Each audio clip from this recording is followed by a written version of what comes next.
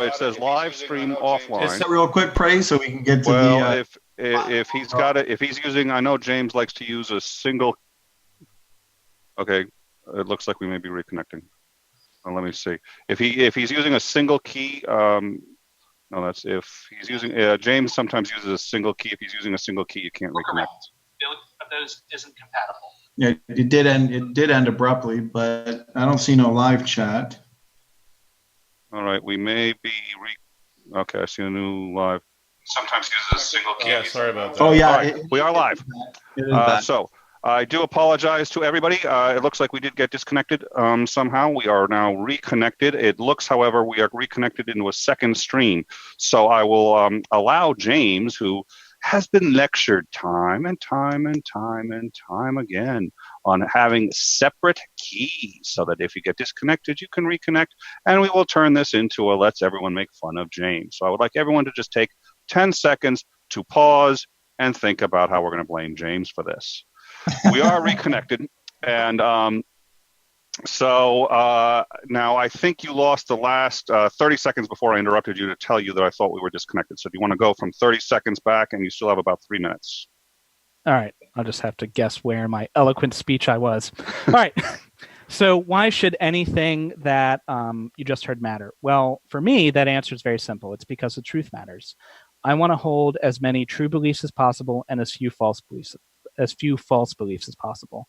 And if you, like me, value that, and I bet you do because you sat here for an hour and a half to listen to us all talk about the truth.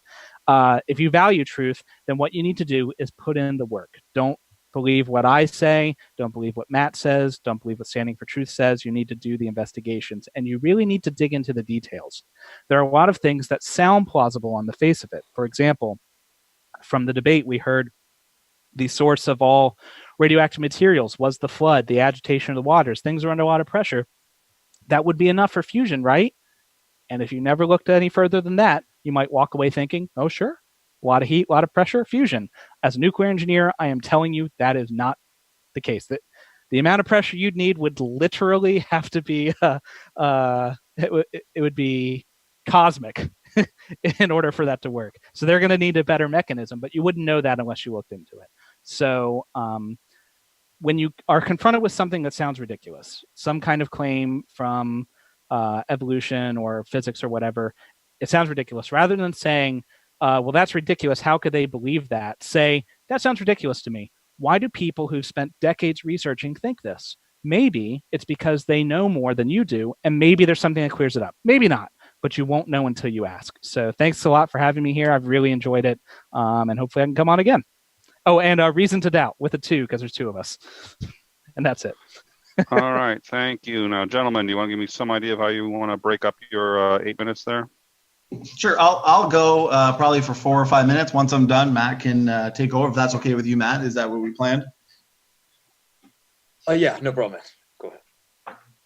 Okay, so I guess I'll start now. I want to address as quickly as I can all the stuff that might have been left unanswered.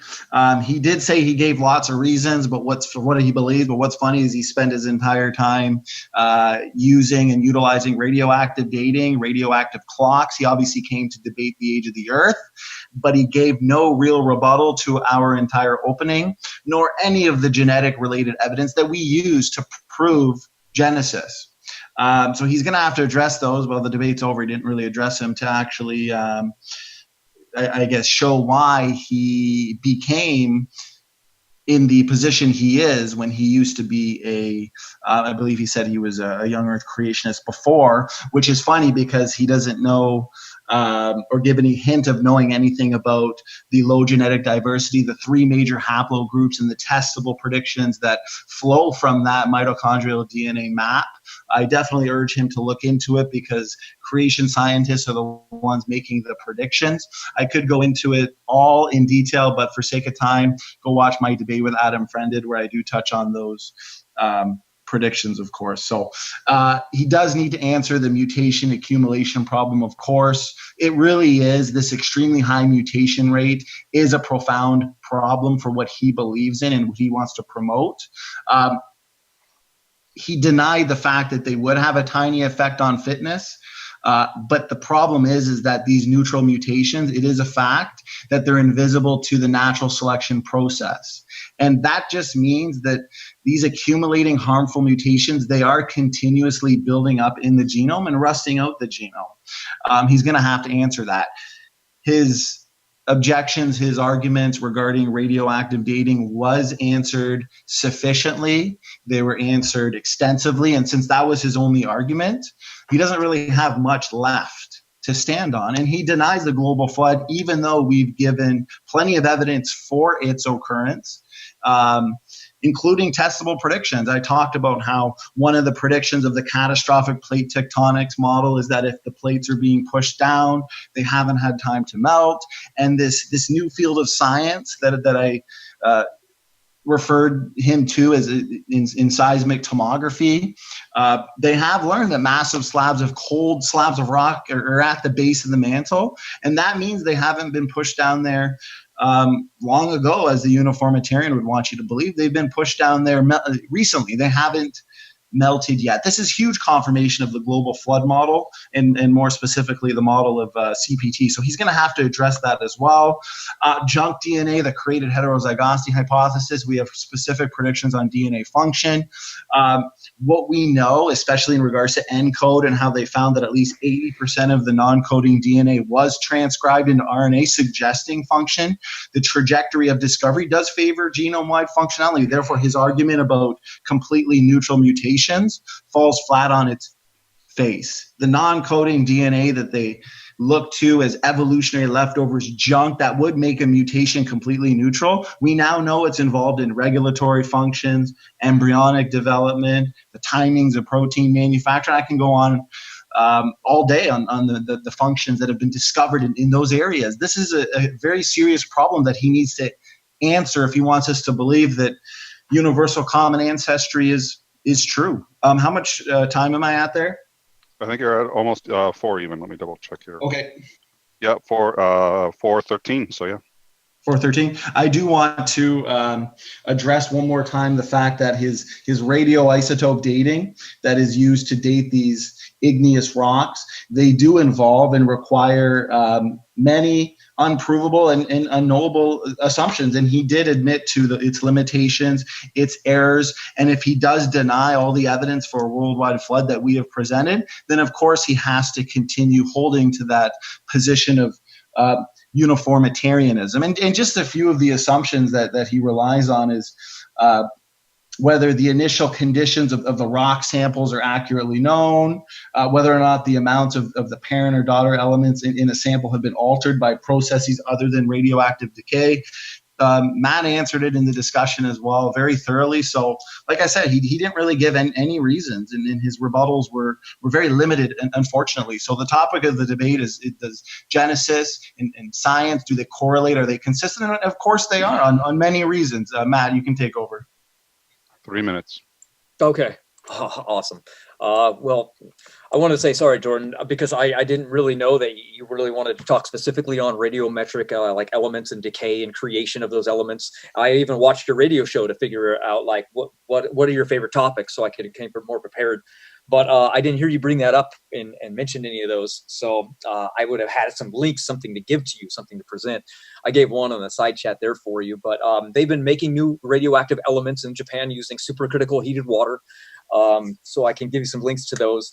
Unfortunately, to really get into some of the things like that God taught Adam language would have taken too much time for this debate. But these are fascinating things because they literally destroy the secular understanding of these things that are always taken for like, oh, well, man must have grunted language into existence.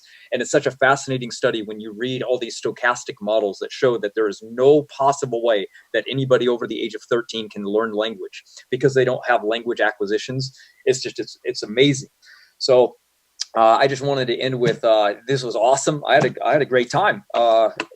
Unfortunately, debates kind of go so quickly when you're in them. When you're watching, they can be slow, but this went so quick. And now that I know Jordan and I know what he likes to debate about, maybe we can even do this again, man. I liked it. I tried to answer every question you gave to me, so that was good. You're throwing out a lot, so that was good. yeah, just try to think about some of our openings, about like, secular science does tell us that we came out of Africa and those were black people. And then, well, the Bible says that that's not true, that we were in the Fertile Crescent. And the haplogroups that he was describing are all indicative to what we see in reality. The odds of that happening, the statistical odds of all these things lining up with what Genesis says are incredibly hard to just say that that's impossible, that it's okay. That's just coincidence. So when we look at coincidences, 1 minute. we look at that and sorry, what?